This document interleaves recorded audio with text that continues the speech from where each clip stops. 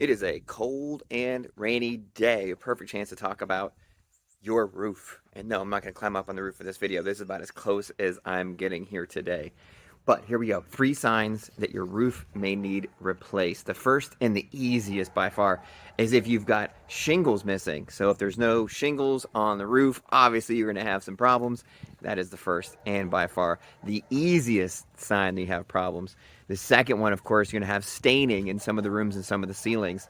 Now, one of the biggest problems with that, or one of the biggest culprits, is any like boots you might have. If you've got like a chimney boot or a chimney seal, some of those are by far the biggest problems you may have. And you'd be surprised how much it may leak into your attic space and go down a rafter or down a truss and leak someplace else in your house too. So don't be thrown off if the staining isn't exactly under a boot. It might travel a little bit.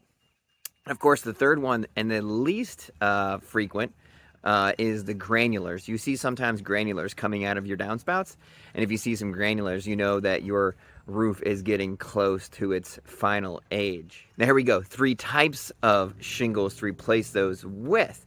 Now, of course, there's way more than 3, but I'm just going to go over the most popular 3, and one is the 3-tab shingle, and that is usually the most cost-effective. They tend to last 20 to 30 years, and you see those most frequently.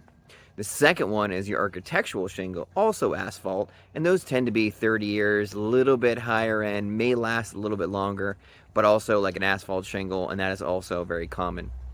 And of course, the third one is a metal roof. You see lots of metal roofs, and if that's you're going to stay in that house for a long time, a metal roof may be the way to go because they tend to last more like 30 to 50 years. So when you're replacing that roof, you've got to really decide how long you're going to be there, how much you want to spend. Every once in a while, you know, after a good rain, walk around the outside, check the granulars and the downspouts, check to see if you got any missing shingles, check your ceilings to see if there's any brown spots. And there you go, a nice rainy day thing to do. Check on that roof. See you next week for more home tips.